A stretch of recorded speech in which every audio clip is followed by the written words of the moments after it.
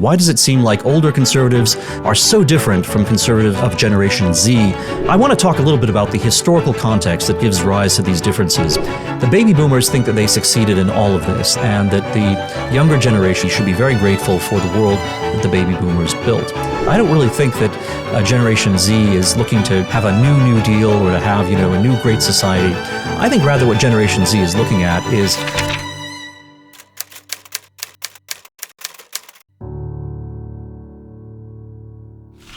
we're now in the Thanksgiving and Christmas season, bringing families together, but also all too often finding out that there are deep conflicts within families as well. Now, obviously, there are tensions in politics that often come up at the Thanksgiving dinner table between those who support Donald Trump, those who support the Republican Party, and those who support the Democratic Party, or who are very critical of Donald Trump. And that's something that Americans have had to take for granted for nearly a decade now, that these are going to be sometimes tough conversations around the family dinner table. And yet, hopefully, there will be enough spirit of love among family members to overcome those kinds of political divisions. But I want to talk today actually about another kind of political division, which has been in the headlines recently and which also has the potential to spring up at these family occasions. And that is a divide within the right, that in fact there seems to be a generational clash on the American right between two different kinds of conservatives, not conservatives who simply have different points of view, but who reflect different generations and in fact seem to have, almost parents set against children and in some cases children who are rebelling against their parents as well. What is the basis of this generational divide? Why does it seem like older conservatives, conservatives of the baby boom generation in particular, are so different from conservatives of Generation Z and the youngest men and women on the right? Now, this is partly a matter of different media, that younger conservatives are often consuming podcasts. They're looking at Substack newsletters. They're not looking at some of the older traditional conservative media. They may not be watching Fox News, for example. They may not be reading National Review. They're unfamiliar with some of the media outlets that are most familiar to conservatives of the baby boom generation. So partly it's a different media diet.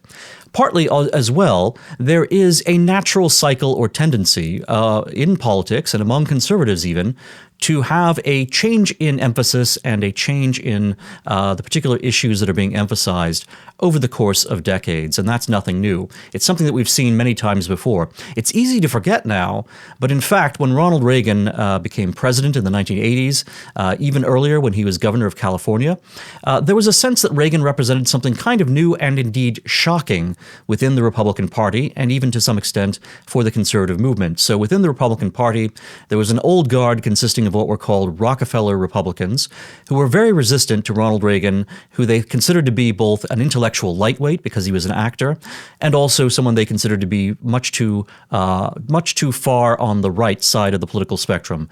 They thought that Ronald Reagan rather was something of an extremist when it came to the Cold War. They thought that he was going to lead America into a military confrontation, not just getting America stronger, but also actively getting involved in a apocalyptic conflict with the Soviet Union. Rockefeller Republicans also thought that Ronald Reagan's policies with respect to tax cuts were going to be reckless and would inflate the deficit, and that would be disastrous. Now, that's the Republican Party, but even among the conservatives in the Republican Party, there were a great many conservatives who were skeptical of Reagan, if not on foreign policy, then at least on questions of the national debt and deficit. And it was not at all the case that conservatives universally agreed back in the 1970s and earlier that it was better to cut taxes than to try to control the growth of government and stop the expansion of the national debt. The national debt was a great concern to what were called green eyeshade Republicans at the time, so-called after the green eyeshades that were worn by accountants as they would go over the books. These conservatives were very worried about federal spending, and they thought that tax cuts were in fact irresponsible and reckless and would add to a national debt that would then be a great drag on America's economic growth. So there was a conservative generational change, even at the time when Ronald Reagan rose to prominence within the Republican Party and ultimately to becoming president. And you can look back earlier and see various changes that have happened on the right over the course of generations. You can see, for example, a change from the relatively non-interventionist or so-called isolationist position in foreign policy to one during the Cold War that became much more hawkish and interventionist and was willing to have a very large-scale international program of trying to check the expansion of international communism. And it's not so surprising that now again, after the end of the Soviet Union, and as we have a new era in American foreign policy and new kinds of conflicts and difficulties all around the world, that in fact you see young people starting to re-examine once again how the right should approach U.S. foreign policy. There is, in fact, an overarching concept which I think helps to explain many of the differences between older conservatives, boomer conservatives, who consider themselves to be Buckleyites or Reaganites on the one hand, and those younger conservatives, especially those in Generation Z, who often see Bill Buckley and Ronald Reagan as figures who failed or figures who created the world that we have today, which is a world that many of Generation Z find to be a world that is very anti-conservative, a world that is in fact against men and women with traditional values, a world that is in fact particularly difficult for young men who are, especially if they are white, who are looked down upon as being the sources of all the evils that have ever afflicted the world and America in particular. Hi, I'm Dan McCarthy, the editor of Modern Age, and if you've enjoyed this podcast, please hit the like button and also share this podcast with your friends and with anyone you think would benefit from learning more about conservative thought. You can also find Modern Age online on the internet on www.modernagejournal.com. You can follow us on Twitter as well at ModAgeJournal.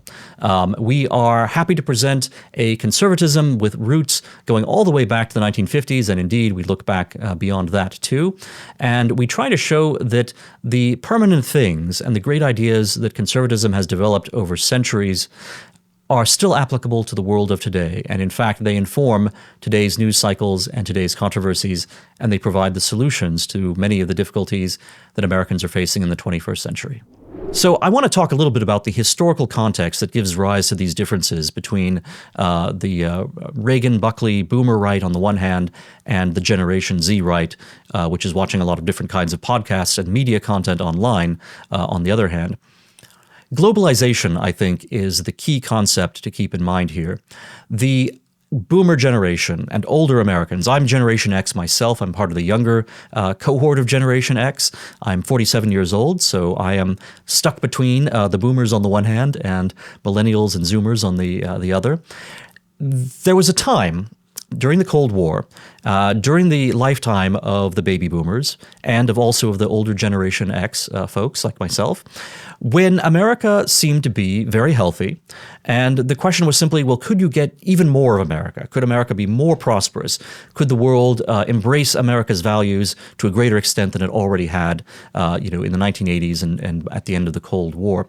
There was this great sense of not only optimism, but of an idea that nothing else could possibly compete with the success of the American ideals of freedom, of free markets, of capitalism, and that all of these ideas were congruent with a kind of stable American national identity that was certainly informed by America's Christian heritage, by America's sense of patriotism, that these things were not in conflict with the, ongoing development of a global economy in which America was the central player, but that in which others were rising as well, including communist China, but including countries all around the world, in Africa, in parts of the developing world, in East Asia, all around the planet. It seemed as if this rising tide of prosperity was lifting all boats, and America was responsible for creating those tides that were lifting all boats.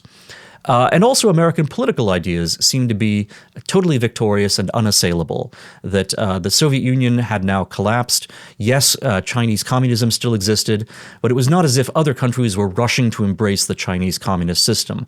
All around the world in the late 80s and in the 1990s and early 2000s, it seemed as if other countries were eager to become more American in terms of the way they structured their governments, in terms of being liberal and democratic, and that, of course, this leads to certain prognosticators and pundits and would-be philosophers such as Francis Fukuyama, claiming that we are living in the end of history. Francis Fukuyama writes an essay in 1989 called "The End of History with a Question Mark." That then becomes a book around 1992 rather, called "The End of History and the Last Man." And Fukuyama is arguing that there really is no system that can compete with American-style liberal democracy, that American-style liberal democracy is, in fact, the very fulfillment of all human aspirations. It is the conclusion of a long process of freedom entering into history and changing the conditions under which humankind lives. Now, Fukuyama gets quite philosophical about that. He's drawing upon Hegel. He's drawing upon a very interesting French thinker who is named Kojève. He is trying to present an abstract and universal argument in favor of this kind of liberal democracy as being the fulfillment of human destiny. Now, you might think that that's rather abstract and rather remote from politics, but you actually do see Fukuyama's style of thinking reflected in a number of administrations, both Republican and Democratic. When George W. Bush, for example, talks during the War on Terror about freedom as a kind of universal human aspiration, he is echoing the very ideas of Francis Fukuyama. Now, I want to emphasize that the older generation, the baby boomers, they are rooted in an America that is still patriotic, that still has a connection with its religious traditions, an America of, the 1980s and earlier. And they're thinking of how this America, this image of America, can expand and continue to be not only more powerful and more prosperous at home, but also might be adopted by the rest of the world. And so globalization is not something that deeply concerns the baby boom generation and other older conservatives. They see it as simply an after effect of America winning the Cold War and America's ideals and practices being triumphant.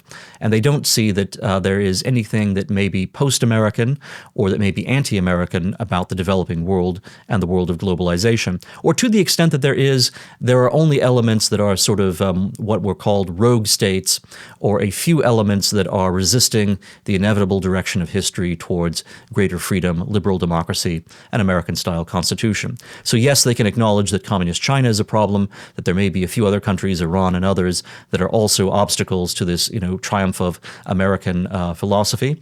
But those things are exceptions to the rule, and ultimately even they will wind up going in the direction that is imagined by someone like Francis Fukuyama. Even they too aspire to freedom and will ultimately embrace an American style of liberal democracy. This is an ideology which one finds certainly powerfully adopted by baby boomer conservatives. One finds it also in various different forms on the American left. And there's a bit of a convergence between the baby boom left and the baby boom right in this vision of a world which is getting better and better all the time, in which American ideals are advancing, and all we have to do is affirm them all the more aggressively, all the more firmly, and America will not only prosper internally, but also around the world. You will have other countries that will adopt our ideals, and the few that resist, the few that are, rogue states, such as Saddam Hussein's Iraq, as long as we remove the dictators from those countries, whether it's Saddam Hussein in Iraq, or whether it's Muammar Gaddafi in Libya, or whether it's indeed Nicolas Maduro today in Venezuela, all we have to do is remove those evil dictators, and then automatically you will have countries that will start to embrace liberal democracy and capitalism and the American way of life. Now, why do younger conservatives look at the situation so much differently? Well, as I was saying, older conservatives come from an America that was still a nation state when it was fighting the Cold War, and globalization is seen as kind of a shadow or an after effect of the success of a nation state. But for younger conservatives, those of Generation Z, and in many cases millennials as well, they have grown up in an America in which globalization has in fact been the root reality, the base experience of their life. And they don't have a lived memory of an America that was a more cohesive nation state, with a more cohesive sense of its patriotism and indeed of its religious traditions. Instead, they've lived in a world in which America is seen as being only one node in a global network of trade and of ideology and of mass migration as well. So to them, they have experienced a a country that they almost lost before they were born, a country that had been subsumed underneath global trade networks, underneath mass migration patterns, and even in terms of its foreign policy, the Generation Z folks do not see America as exporting its values successfully. Instead, what they see is that America, has a great deal of doubt about what its values actually are at home, and that when we get into conflicts abroad, we don't wind up actually making those other countries like Iraq or Afghanistan much more American, let alone, kind of liberal and democratic. What we actually wind up doing is simply fighting very long wars that end up with America itself demoralized, and with those countries, in the Middle East or elsewhere, simply reverting to their cultural norms. And in fact, if you look around the world, you see a number of nation states, in fact, almost all nation states, are starting to revert to their own native sense of patriotism and religiosity. And this is true, you can find this in the Hindu world, with India embracing a new sort of renewed Hindu politics at home. You can find this in Turkey, where Turkey has abandoned the secularism which had been its tradition since the First World War, and is instead starting to return to its sense of Islamic destiny, the idea that it's not only a majority Islamic country, but also that it has a role to play in Islam's power around the world. The State of Israel has also seen an abandonment of some of the socialist and secular elements that had been present at the creation of the State of Israel, and instead Israelis are increasingly turning back to religion, and the highest population growth rates that you see in Israel are among those who are most religious. So around the world, you're starting to see a reassertion of patriotism and of religion as a counterforce to precisely those kinds of Americanizing tendencies that Francis Fukuyama had boasted about. So it's not that these countries have necessarily abandoned liberal democracy, but they certainly don't view liberal democracy, especially American style, as being more important than their own native traditions of religion and patriotism. Now, here in America, our idea of patriotism and our notions of religion have often now been subsumed beneath this idea that America is really about a kind of constitutional, liberal, democratic political structure and the Enlightenment philosophy behind that. And there's been an unfortunate corruption over time, because what's happened is our excellent Constitution, which is a very practical document and which is indeed informed by ideals, but they are ideals that reflect a realistic understanding of human nature in all of its sinfulness, that has been replaced by what is often a kind of propaganda, a kind of, simply rah-rah approach to the Constitution and to the American Declaration, and that says these things are basically just moralistic documents that are aiming at perfection among human beings, that are aiming at a kind of idealism that will be brought down to earth. During the Cold War, you could see why that point of view, that kind of propaganda, was popular and took a certain amount of root within our governing class. It was because the Soviet Union also claimed to be an idealistic power. It also claimed to be the end of history. It claimed to be bringing all of humanity to, a post-capitalist kind of economy where everyone would have abundance and everyone would be able to, pursue their own leisure and would be happy. Now, all of that, of course, was completely fraudulent where the Soviet Union is concerned and where communism of all kinds is concerned. Nevertheless, that was the claim that communism was constantly making. And the communists were always saying that the only thing preventing this utopia from emerging, and the reason why the Soviet Union continued to be a fairly repressive country, in fact, a very repressive country, was simply because you had all of these elements in the world, which they often called fascist, that were opposing the Soviet Union and preventing the realization of the end of history and happiness for all of humanity. In a weird way, many Americans, after the end of the Cold War, wound up adopting the Soviet perspective on things, except instead of communism, it was capitalism that was going to bring about the end of history and was going to make the entire world happy and the entire world like us, and that would wash away all of the conflicts that different cultures and civilizations have been waging for centuries or indeed millennia. So there was an excessive optimism at the end of the Cold War, and there was a belief among the baby boom generation that globalization was an amplification of America and was not, in fact, a counterforce that would turn America into something different, that would cause us to lose our sense of being special as a nation, as being a nation defined by its citizens, by its people. Instead, we would become a proposition nation, a nation based on an abstract idea rather than on an actual concrete tradition and the people who are the inheritors of that tradition. The Generation Z, on the other hand, they have always lived under conditions where progressives have controlled the education system and the media, and they've constantly said that America has been, historically a very unjust and wicked country, and that the only way to bring it into a condition of grace and justice would be if America repudiates its past and embraces a much more multicultural and globalized future. And that takes several forms. Now, certainly there is a cultural form where progressives are saying that Americans must become more like the rest of the world. We must adopt more practices like the Europeans. We must welcome immigrants from all parts of the world. And we must, more importantly than that, not only welcome immigrants from all over the world, but also not ask them to assimilate to the old America and its traditions, but instead, America and its traditions should basically assimilate to the newcomers. And it should, in fact, be that when you have, Somali communities moving to Minnesota, that it should be Minnesota that changes its political culture to be more in harmony with Somali political culture rather than the other way around. That's the view of the left and progressive multiculturalism. The right, whether we're talking about Reaganites or whether we're talking about, in some cases, libertarians, they don't say the same thing exactly. They don't say that you need to have, America learn from supposedly more virtuous cultures abroad. Instead, the argument is, well, America may be, very good in a lot of respects, but really what's best about America are the things that are most universal and the things that really don't touch upon us as a particular nation and as a given tradition, but in fact the things that can be generalized, as some would think, to all of humanity. So abstract principles of human rights, a system, a global system of capitalism, which is going to, again, enrich everyone as well as enriching America.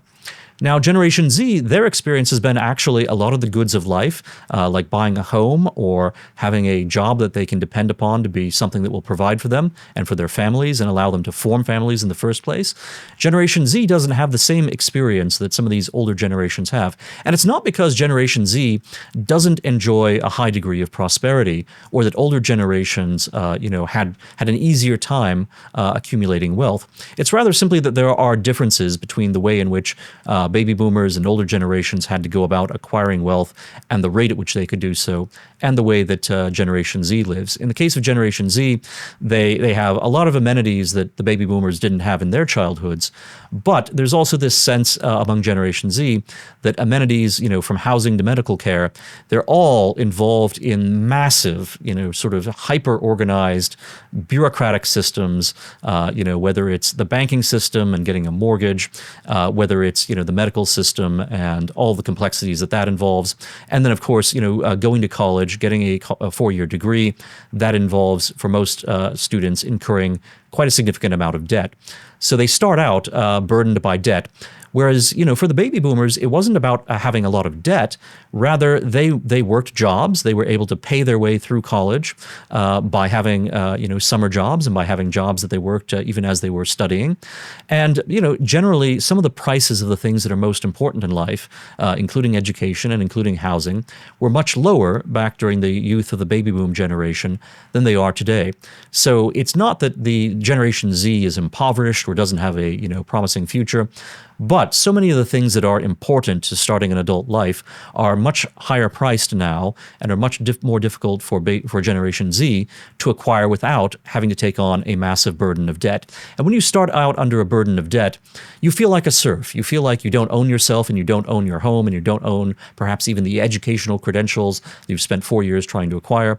And of course, keep in mind the effect of various kinds of inflation here, not only inflation of the United States currency and the relative worthlessness of our dollar today compared to its strength in the past, but there's also credential inflation. There's also grade inflation. So students are taking on large amounts of debt. They're getting 4-year degrees. And yet, what's the value of the degree? What's the value of having a 4-year degree in so many fields of education now, fields of learning that are in fact corrupted by political correctness, corrupted by wokeism, or that are simply, sort of trivial, or that were, sort of faddish topics to begin with. Education is in a very severe crisis, not only as a result of progressive ideology, but also as a result of simply drifting away from a traditional understanding of the correct role of the humanities and the sciences and what an education is for and what it's not for, what an education is not supposed to deliver. For too long, and this goes back, to the 20th century, for too long Americans have insisted that education is primarily technical and practical, and it's all about getting a good job. And now that education is not delivering good jobs for a lot of young people, there is this profound sense of betrayal and a profound sense that the system is broken. I should point out, by the way,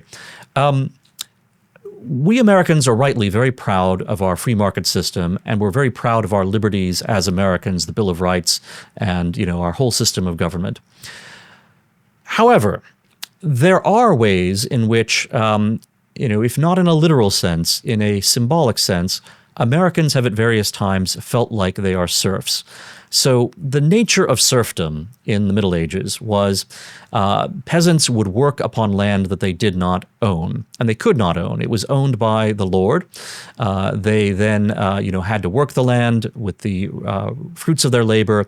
They had to, on the one hand, give, what was required by the landlord, and then they had what was allowed to them by the landlord to provide for themselves and their families.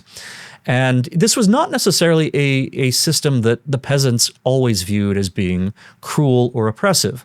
On the contrary, there was very much a sense that there was a social compact here between the landlords and the peasants. The landlords were meant to provide security. They were meant to provide justice. They were meant to provide, in times of need, they were meant to help with, supplying food during times of famine, and generally to help organize and protect the peasants who were upon their land. So there was a sense in which the peasants were almost the children of the aristocracy, of the landlords. This is, where you get a sense of noblesse oblige, the idea that there are obligations that come with nobility and with having power. And it's also what led to the surprising situation where you would not often have peasant revolts. They would happen occasionally, but in general it's a bit puzzling. Why would people who don't own their own, the land they live on, their own homes and the farmland that they're working, why would they put up with this system? Why wouldn't they just take up pitchforks and go and overthrow the landlord and his castle? Well, it was because they did think they were getting something out of this bargain, and they did think that they were, in fact, in exchange for their labor, they were being protected and were going to be cared for. That was the nature of the social order during the Middle Ages. Well, if you think about America, again and again, we have had generations of Americans who, for one reason or another, have wanted to have security, including economic security, more than they've wanted to have total independence and freedom. This is an important thing to understand for conservatives, especially those who want to look at the merits of the free market, which are absolutely extraordinary. Free markets produce incredible prosperity. They are excellent institutions. Nevertheless, human nature is such a thing that people don't want to take risks all the time. They don't want to live with uncertainty. They are often willing to trade a high degree of prosperity for a greater degree of security. And this is something that conservatives have had to recognize. It's one reason why welfare states were popular in the 20th century, because many Americans wanted to have security more than they wanted to have risk and freedom, because those two things come together. When you're free, you can take risks, and if you take risks, you might lose. You might not be successful. But if you are successful, you wind up being much more prosperous than you could have been if you were simply prioritizing security and working on someone else's land. It's the difference between entrepreneurship, in the modern era, versus the more, it's not exactly subsistence farming. It was still commercial farming, but it was certainly not, a risk-taking entrepreneurial kind of economy that you had in the Middle Ages. Well, this trade-off between liberty and security is a constant temptation in American life. Think back to Thomas Jefferson. Thomas Jefferson wanted Americans he wanted them to be free yeoman farmers. In other words, Thomas Jefferson's sort of utopian vision of how America would work out is that we would have all this land in North America. We would settle it with independent farmers who would have lands of their own that they would personally own. So it's the opposite of European feudalism.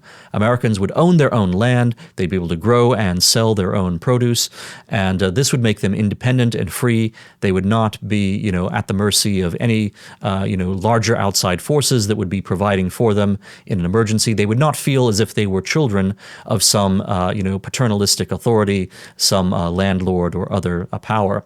And to the extent that Americans, could not simply succeed as individual homesteads with individual, Americans running them or small families or even extended families, when Americans needed to have larger amounts of power, instead of looking to a single centralized tutelary power that would have, be providing for them all, they would come together and they would jointly work together to create what they needed. And this is the difference between an older Europe, where the landlord and ultimately the king were seen as being responsible for all of the people.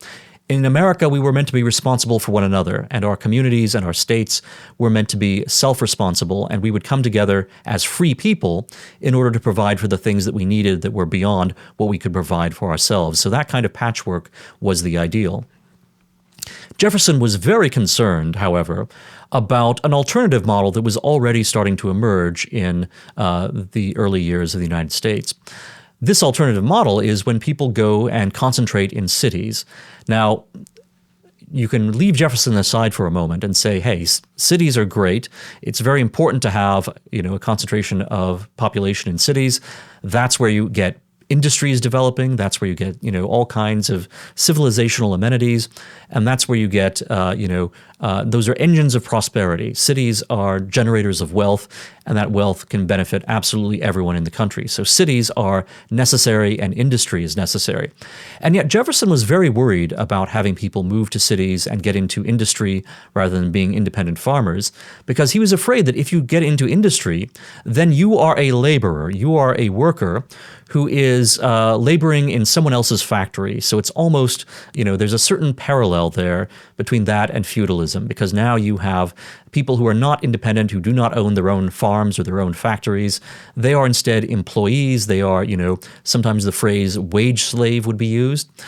They are dependent upon whoever, owns the means of production, owns the factory for their employment and for their livelihood.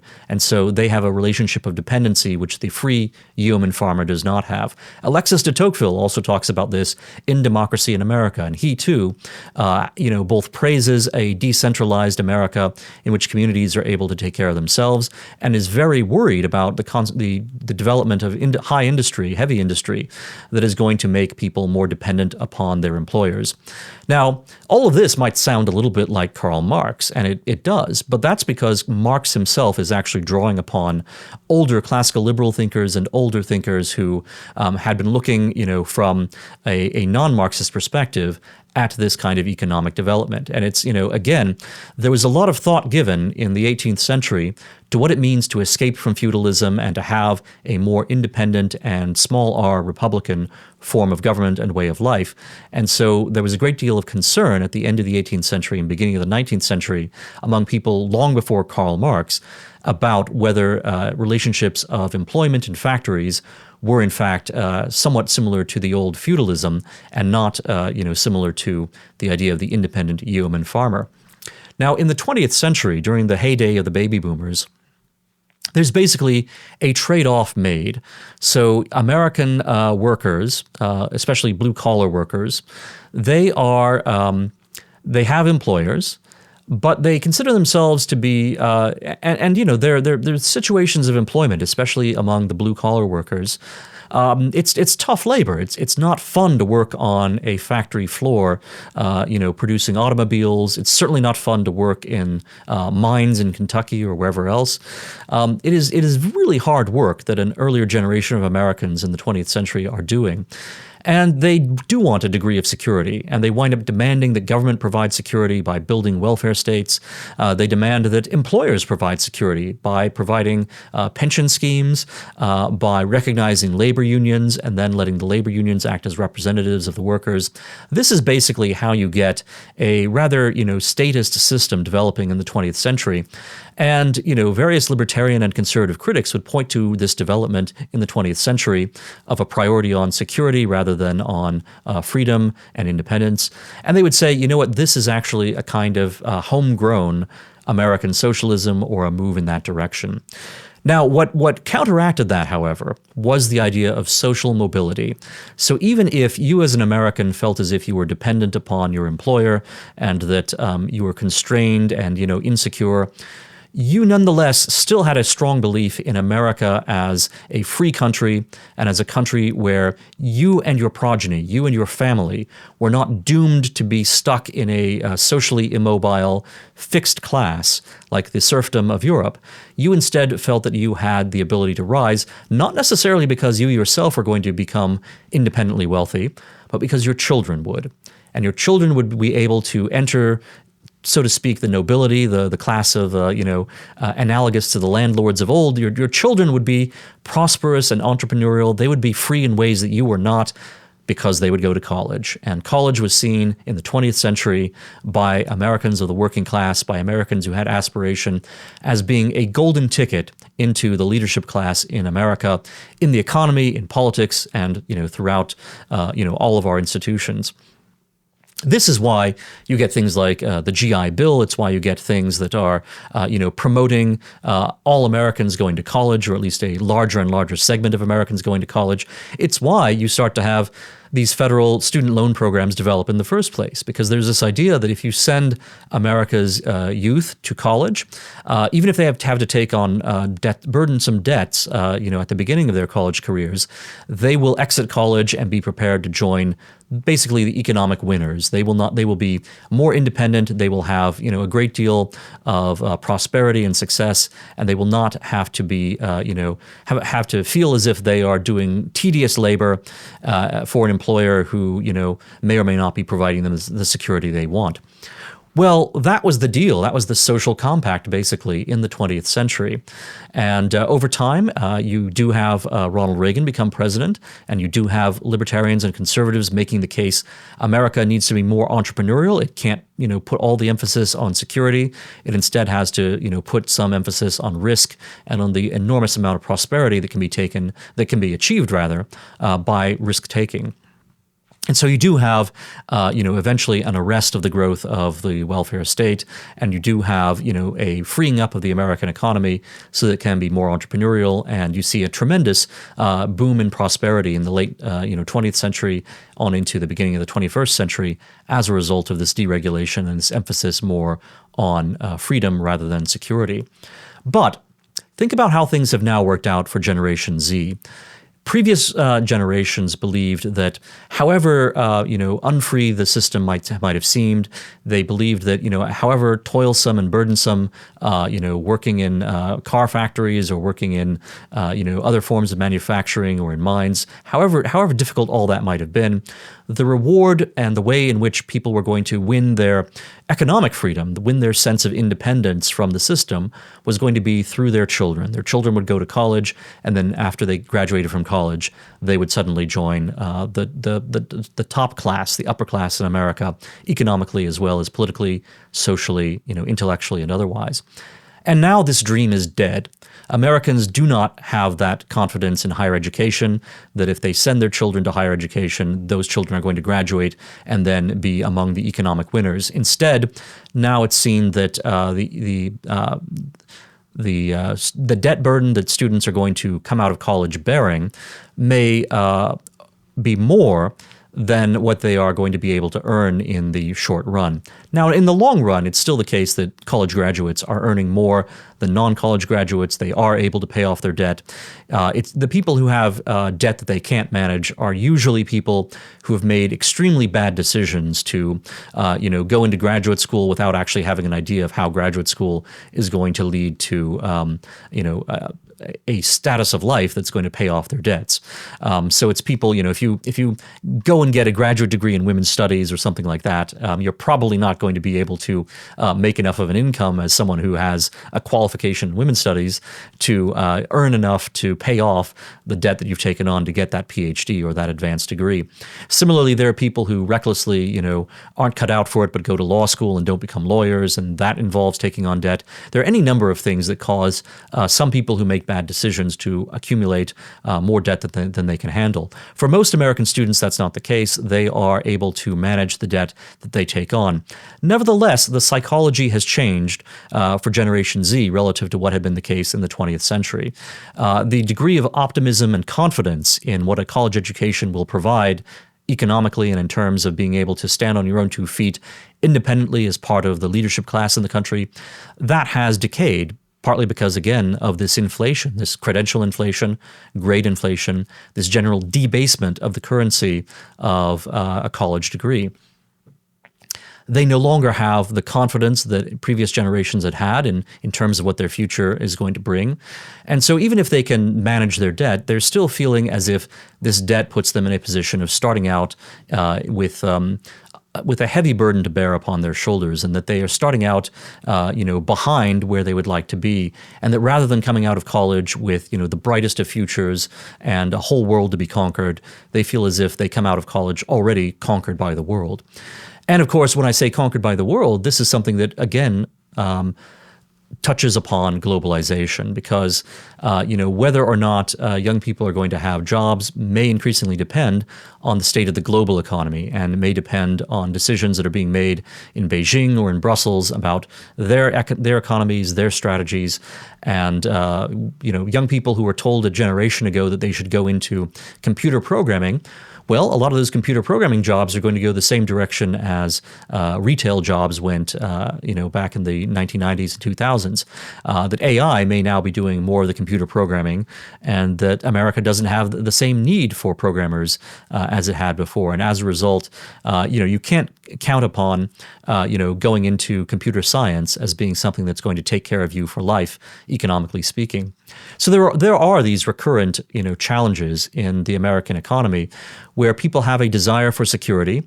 And one thing that makes them still feel free, even if they are prioritizing security over risk and freedom, they can still nonetheless feel free if the future looks to be free, and if the future they envision for their children looks to be more free than the present circumstances that they're living in themselves. That has changed. The younger generation, Generation Z, does not have the same sense of confidence in either the institutions we have right now or in what the future is going to hold for them.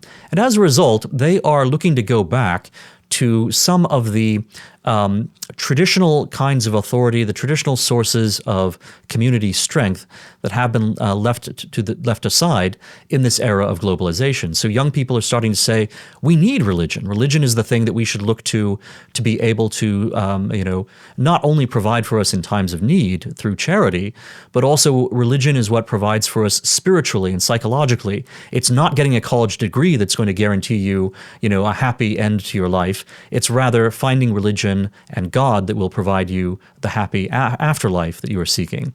So this return to religion, I think, is partly a result of rejecting a kind of false religion of salvation through education and the acquirement of educational credentials.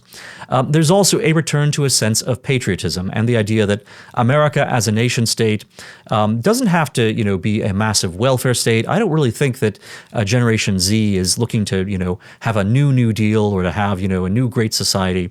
I think rather what Generation Z is looking at is a set of conditions in which global economic forces are putting Americans at a disadvantage.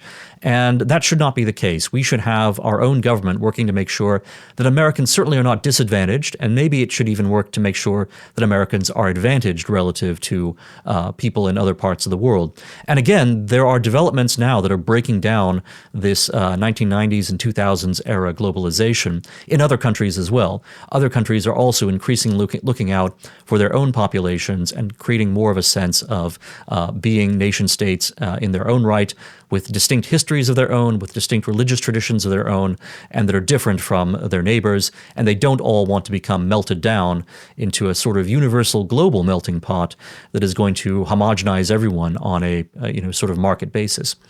So the question is whether America wants to choose one model or the other. So we are very fortunate. We have the world's reserve currency. We have the world's deepest capital markets. When there is economic instability around the rest of the world, money comes to America and invests in our financial instruments.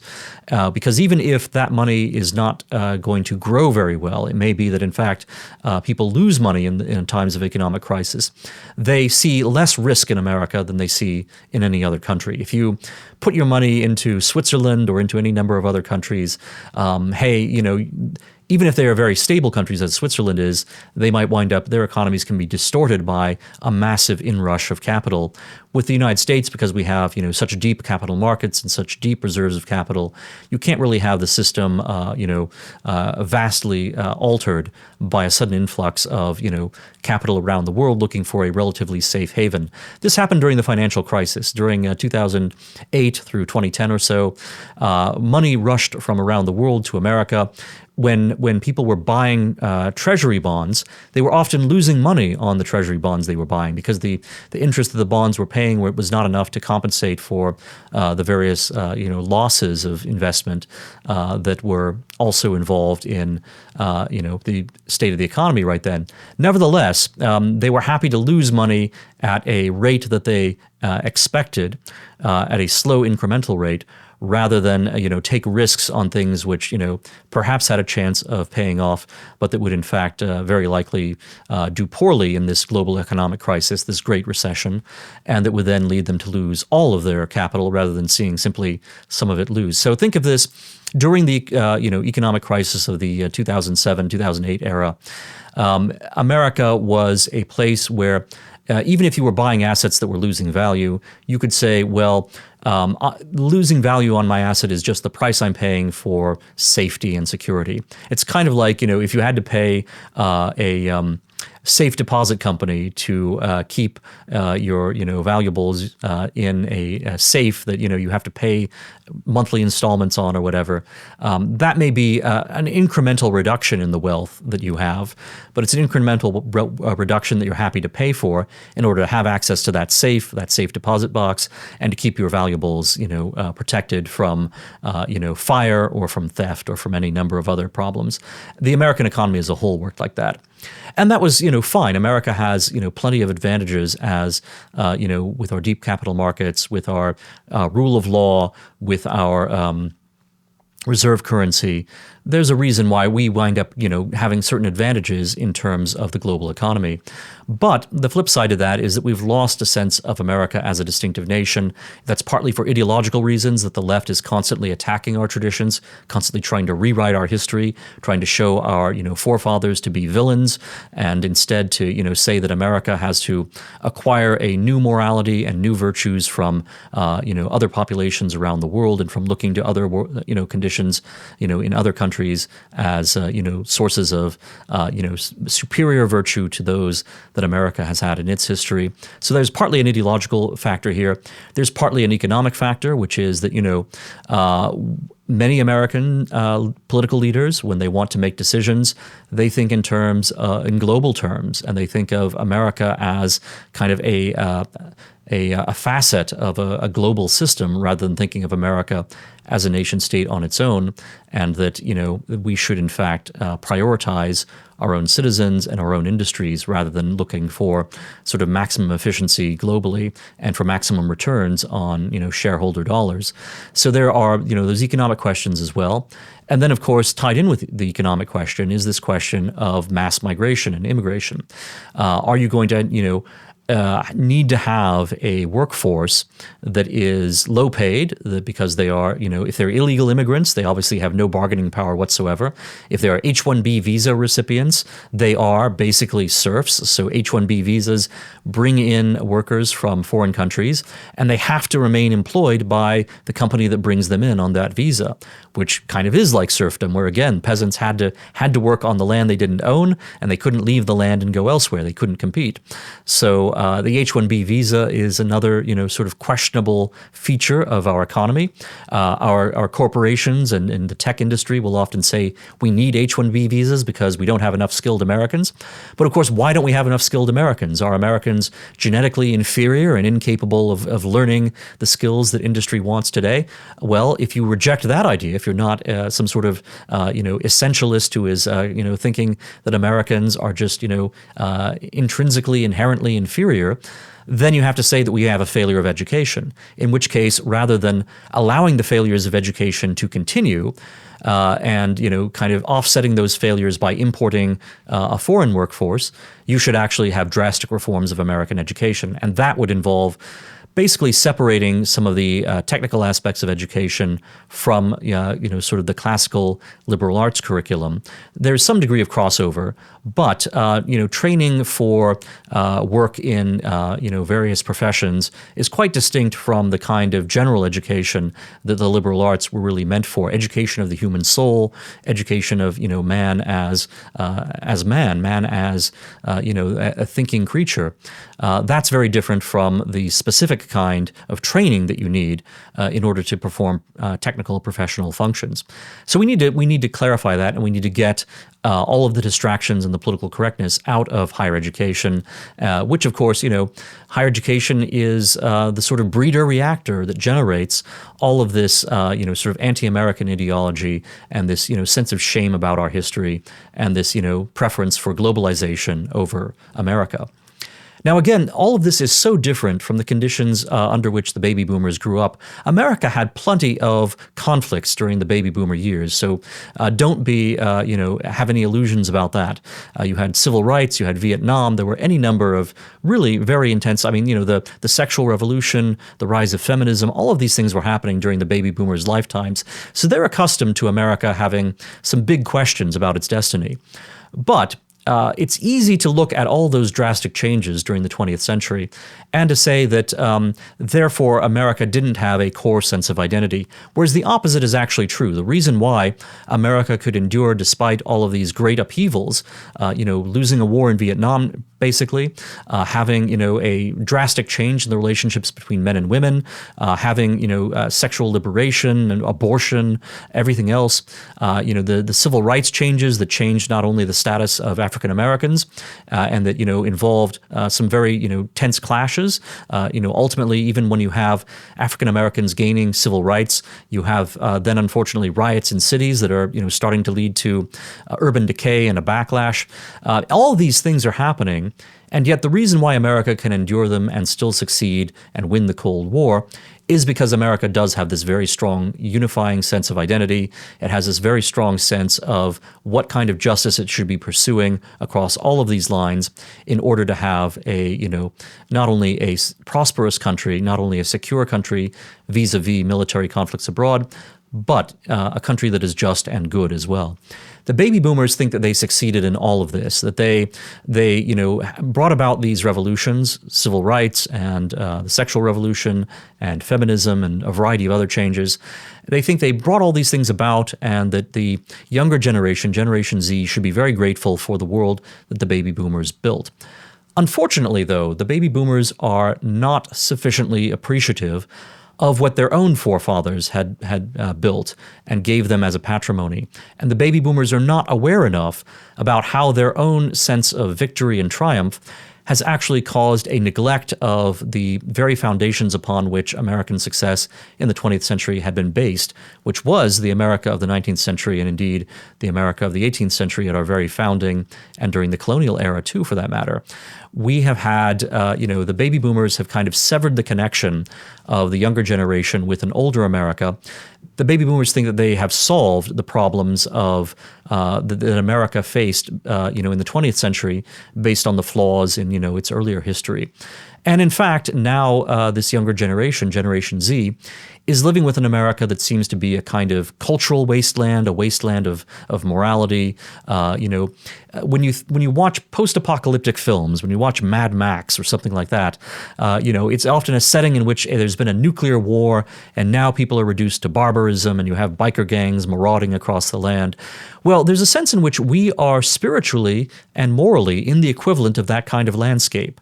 We may not have a destroyed physical landscape, although actually if you look at a lot of modern art, a lot of modern buildings and architecture, it does look post-apocalyptic, not perhaps in the same way as in Mad Max, but you have buildings, if they're not ruins, they certainly are spiritually extremely oppressive, very ugly, and they're designed to make you feel kind of confused and alienated.